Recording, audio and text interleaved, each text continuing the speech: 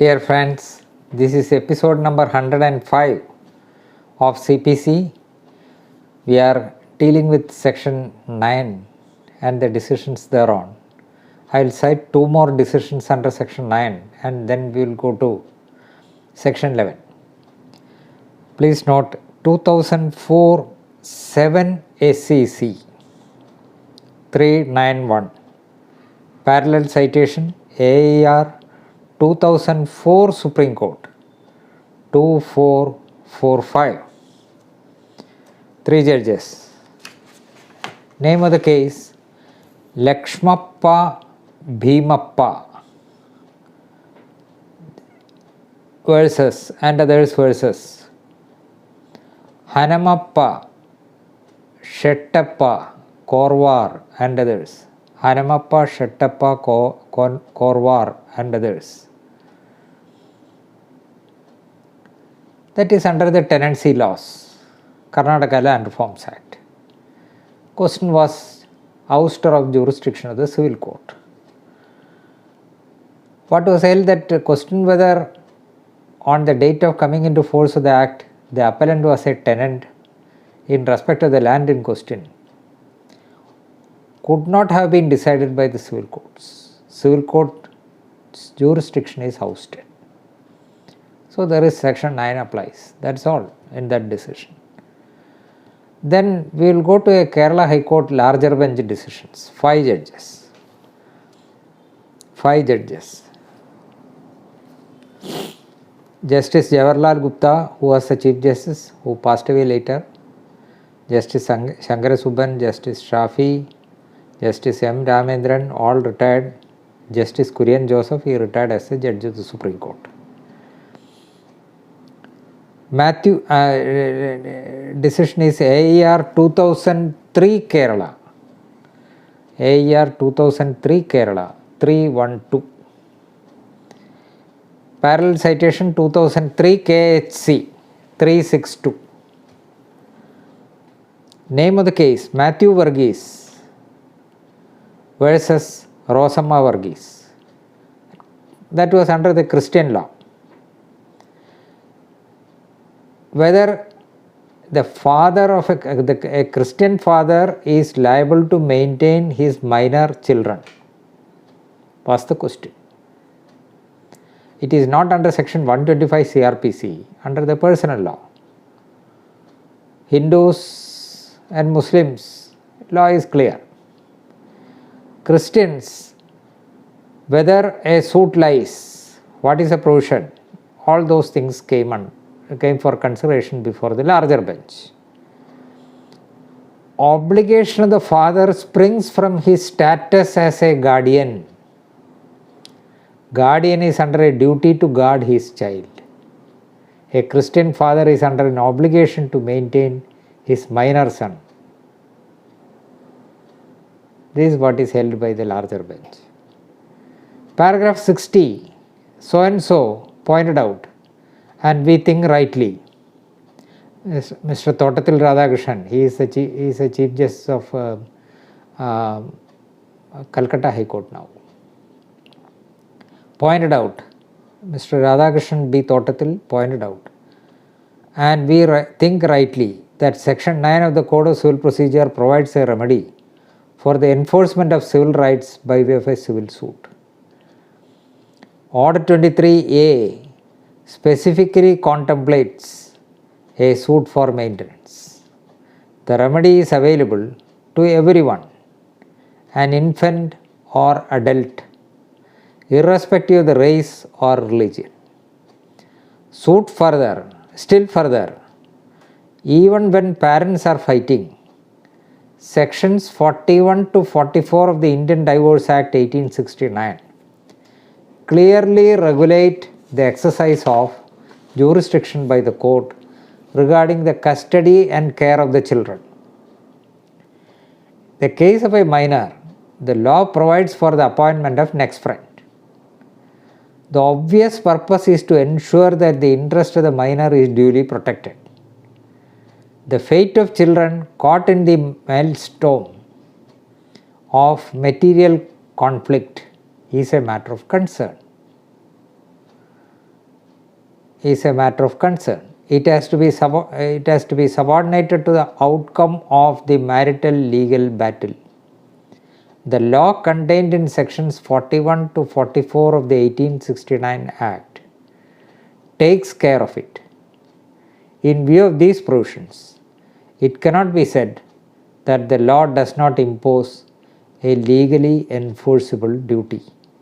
And it was also held that the civil court will have jurisdiction to entertain such a suit.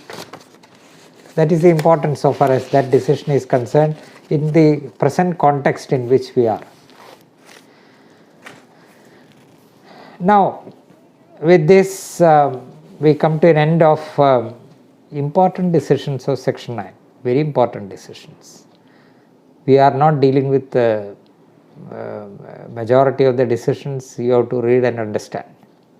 Now we go to Section 11. Section 11 is very, very important for the academic as well as practical purposes as a lawyer. What is it and how it is to be interpreted? What is a legal provision? Section 11, if you read, it is easy, not much difficult. But the difficulty arises in applying these principles to the set of facts. So, for practical determination of the dispute, whether a res judicata applies or not, sometimes it poses great difficulty. Particularly the judicial officers will find it very difficult. For lawyers, one side you have to argue, you have to state the reasons for your argument, you have to support the argument with sufficient reasons. But the duty of the judge arises, judicial officer arises to resolve it. That is very difficult. First of all, as lawyers and law students, we will go through the provision, Section 11. We will carefully read it. Each word in Section 11 is important, and interpretations are there in various decisions. Various contentions you will get in various decisions. So I think I will take some time and cite some of the very important judgments. It takes about 10 episodes, I believe. Let it be so. Even then it is so important. Section 10 is also connected with it. I will deal with Section 10 after Section 11. Now let us straight away go to Section 11. What is Section 11? Whenever the word res judicata is uttered, the main part of Section 11, what are the ingredients, must come to our mind. Therefore, I will advise that you must know the ingredients of this section by heart. I am not saying word by word, but what are the things in Section 11? It must be available for you at any time without even looking into any paper, so that whenever facts are marshaled, you must be able to come to a conclusion whether the second suit is barred by res judicata or not. Then only you can raise a contention in the written statement that the suit is barred by res judicata.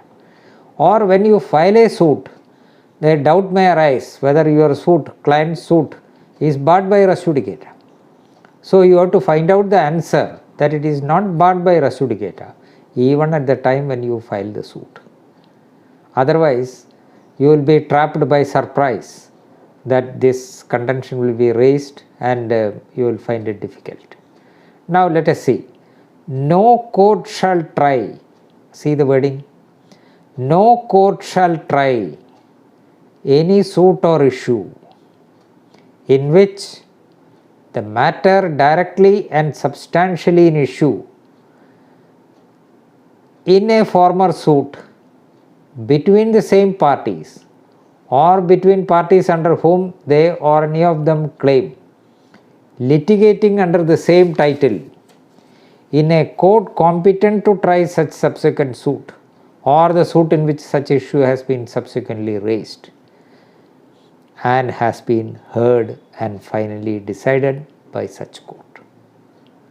This is res judicata. What is the principle of res judicata? What is res judicata? Thing already decided. Thing already decided. That is res judicata. What is the importance of res judicata? It bars a second suit. Why it is so? It is based on two principles. That is, you may see in 1995 6 SCC 733 Dev Ram versus Ishwar Chand. Dev Ram versus Ishwar Chand.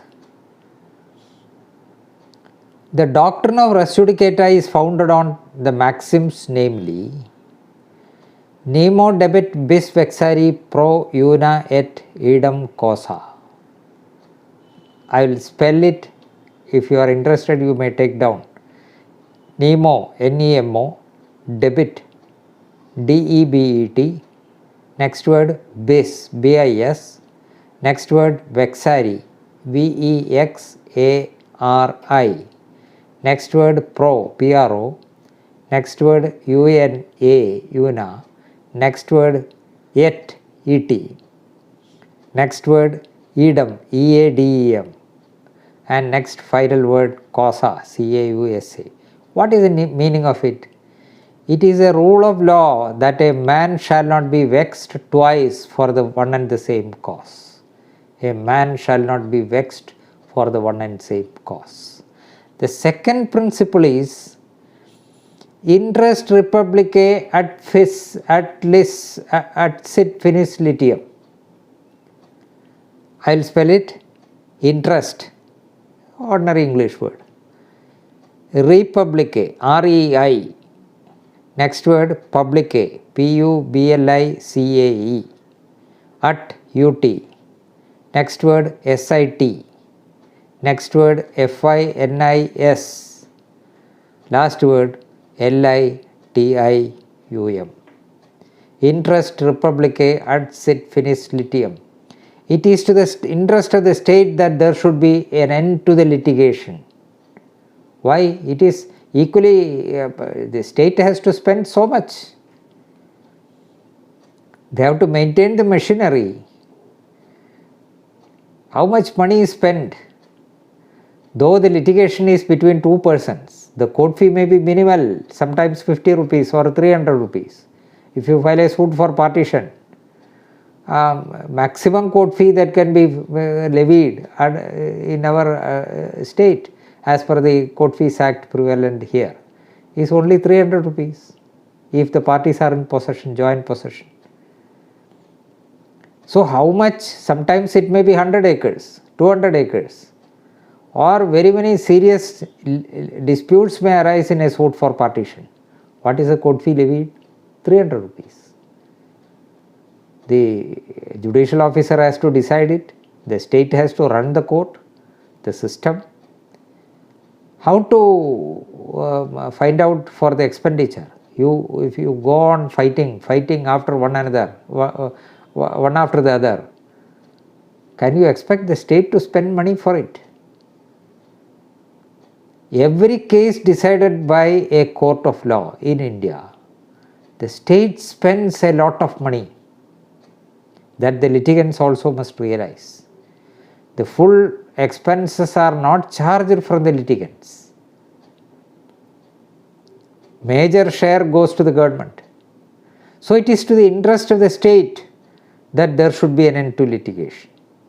Even otherwise, to have peace in the society, it is not permitted to have endless litigation. These are all the basic principles. Next is another question, whether section 11 is exhaustive. After these two principles, we will go to the section again, come back, then see the decisions. Whether section 11 is exhaustive. It is not. The principles of res judicata will apply to other proceedings as well. For example, a writ petition.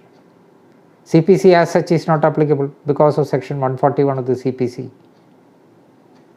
But the principles of res judicata will apply. Or other quasi-judicial proceedings. Section 11 as such may not apply, but the principles will apply. Section 11, I will cite one decision, three decisions on that point. Srimati Rajalakshmi Dasi and others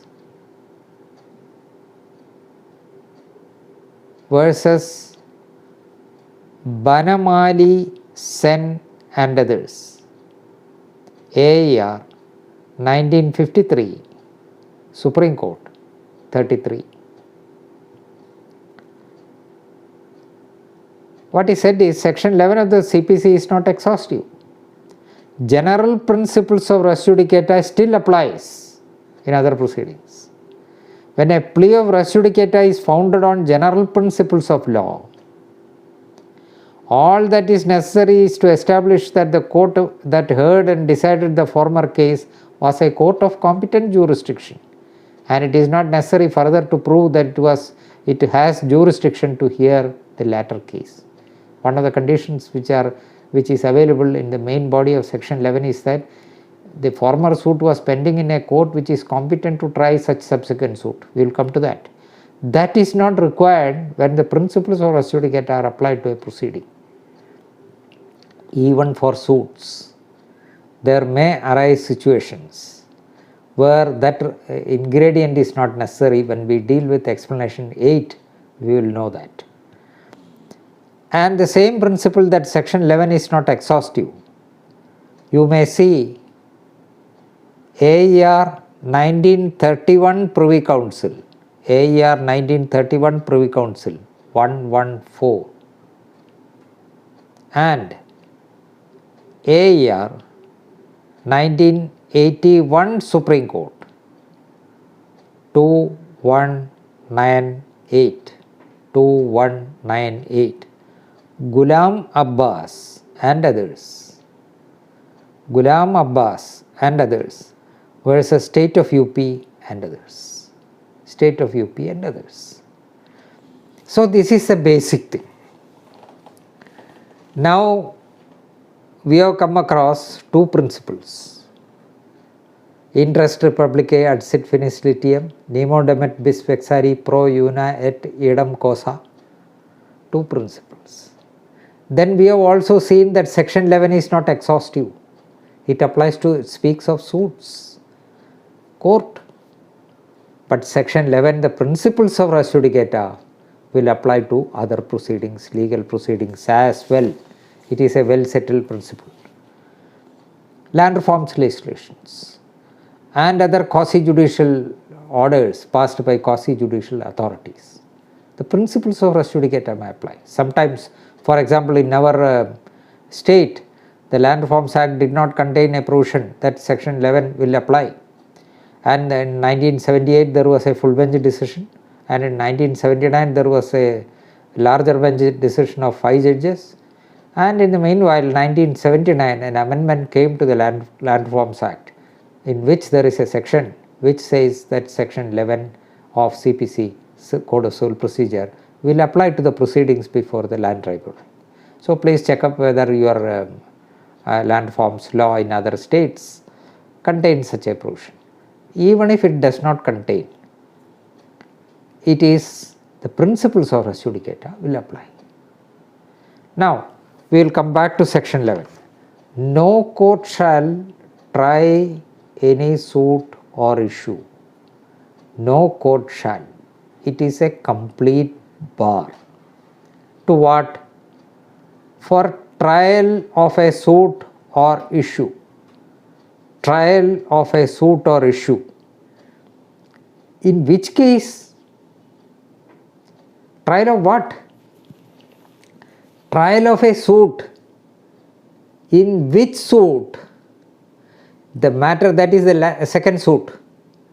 No court shall bar applies to the second suit as between the same parties. A files a suit against B. A lost it.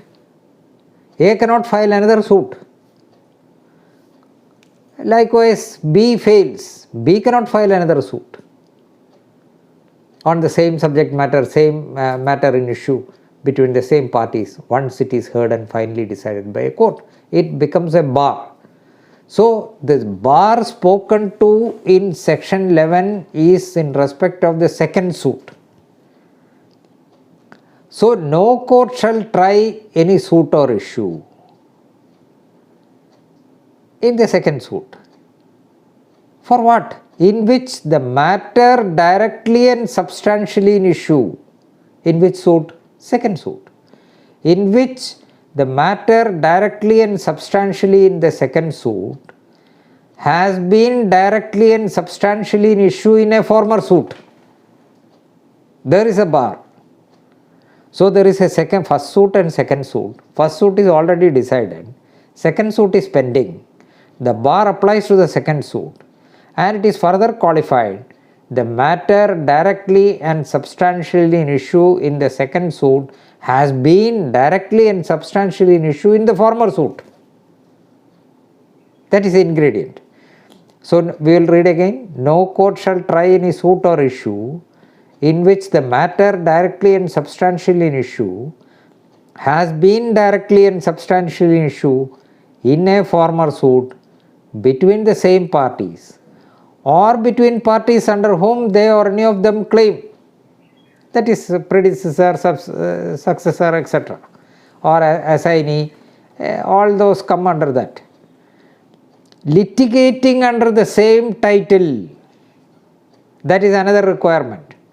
The parties litigated under the same title in the earlier suit, former suit, and that is the title which is involved in the present suit, second suit. Litigating under the same title, that there was a suit between A and B does not preclude A or B from filing a second suit against the other party. Only when these ingredients are present, the suit will be barred. A filed a suit against B for recovery of money. Later A filed a suit against B for recovery of possession of a property or for specific performance in respect of a property. That suit is not barred because the matter in issue is not the same. It is not litigating under the same title. So that is the ingredient. Litigating under the same title were in a court competent to try such subsequent suit. Reference is made to the former suit. So no court shall try any suit or issue in which the matter directly and substantially in issue has been that refers to the former suit, has been directly and substantially in issue in a former suit between the same parties